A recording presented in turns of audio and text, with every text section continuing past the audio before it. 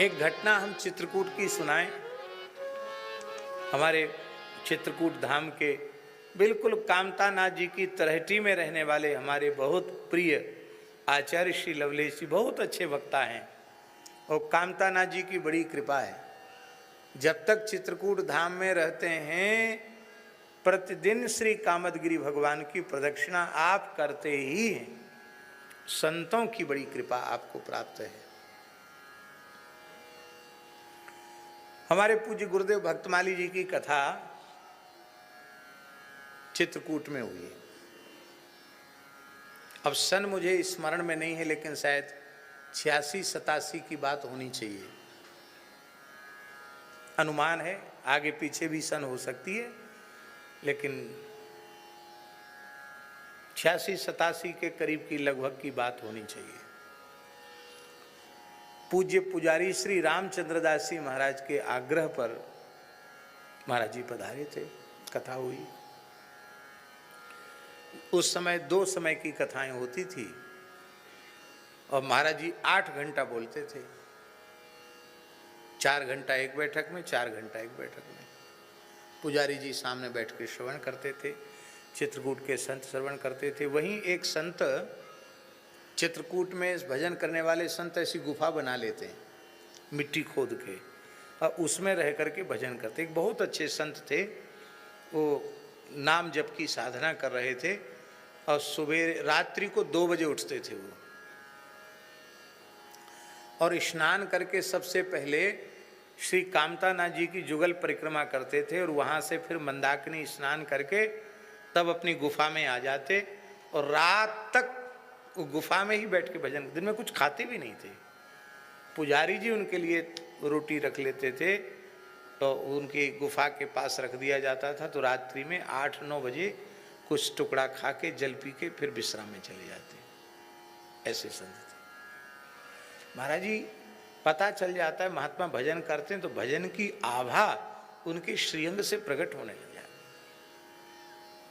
तो महाराज जी की कथा में भी वे उपस्थित नहीं रहे, यद्यपि कथा उनके निकट ही हो रही थी। गुफा उसी परिसर में थी तो सुनाई पड़ता होगा शायद, लेकिन वो कथा में उपस्थित नहीं थे। गर्मी का समय था। महाराज जी चौकी पर लेटे थे। वे संत आए, महाराज जी के चरण धीरे धीरे दबाने लगे। पुजारी जी ने आकर कहा कि महाराज जी बहुत अच्छे महात्मा हैं और बड़ी ईमानदारी से ये भजन कर रहे हैं, नाम जप कर रहे हैं। पुजारी जी तो कह के चले गए। महाराज जी के चरण धीरे धीरे दबाने लगे। बोले सरकार कुछ जिज्ञासा है। महाराज बोले हाँ जरूर कहिए। महाराज जी बैठ गए, लेटे थे उठ के बैठ गए। हम वहीं थे। उन्होंने बड़े विकल होकर के कहा कि चित्रकूट धाम में निवास तो कर रहे हैं, युगल नाम का जप तो कर रहे हैं, लेकिन कोई अनुभव नहीं हो रहा है। हमें अविश्वास तो नहीं है कि इतने दिन चित्रकूट में रह के ऐसी पद्धति से रह के भजन करे तो भगवान का अनुभव होता है, ऐसा आचार्यों ने कहा है। अश्रद्धा तो नहीं है, लेकिन मेरी पात्रता ही नहीं है। पर महाराज कई बार बड़ी निराशा होती है, कुछ नहीं हो रहा है, किसी लाभ की अनुभूति नहीं हो रही है।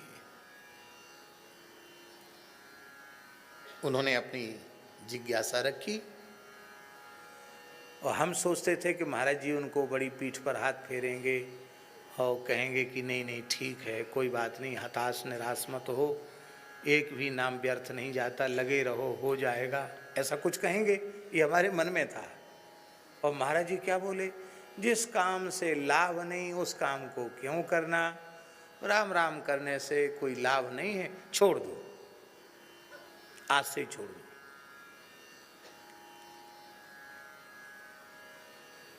बिना किसी भूमिका के, बिना किसी लाग लपेट के महाराज जी ने कहा कि भजन करने से कोई अनुभव नहीं हो रहा, कोई लाभ का अनुभव हो नहीं रहा, तो छोड़ दो, ऐसा काम क्यों करना, छोड़ दो।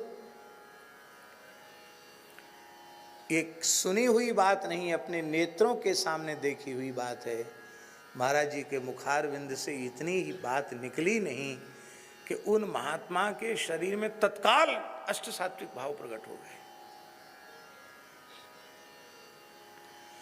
अश्रु, कंप, पुलक सारे भाव एक साथ जागृत हो गए। अब हम आपको क्या कहें, जैसे किसी को नंगे तार छुआ दे बिजली को, सारा शरीर कांपे, ऐसे कांप रहे थे वो सारे शरीर का।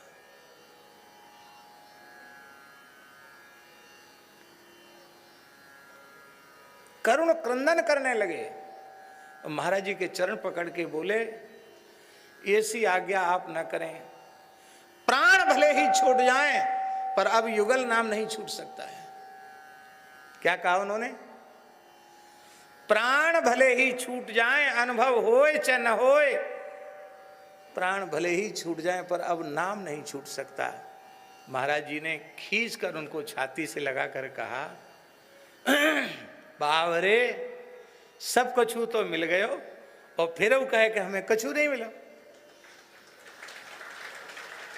ये बस यही शब्द थे महाराज जी ब्रज भाषा में, बावरे सब कछु तो मिल गयो, और फिर ही कह रहे हो कछु नहीं मिलो, सब कछु तो मिल गया।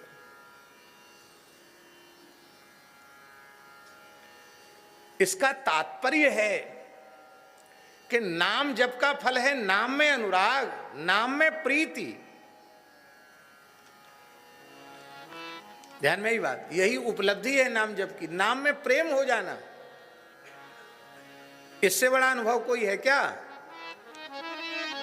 इससे बड़ा कोई लाभ है क्या? क्योंकि चेतो दर्पण मार्जनम भव महा दावाग्नि निर्वापणम श्रेयः कैरव चंद्रिका वितरणम विद्यावधू जीवनम आनंदाम्बुधिवर्धनम प्रतिपदम पूर्णामृता स्वादनम सर्वात्मस्नपनम परम विजयते श्री कृष्ण संकीर्तन यच्छृण्वतां रसज्ञानां स्वादु स्वादु पदे पदे।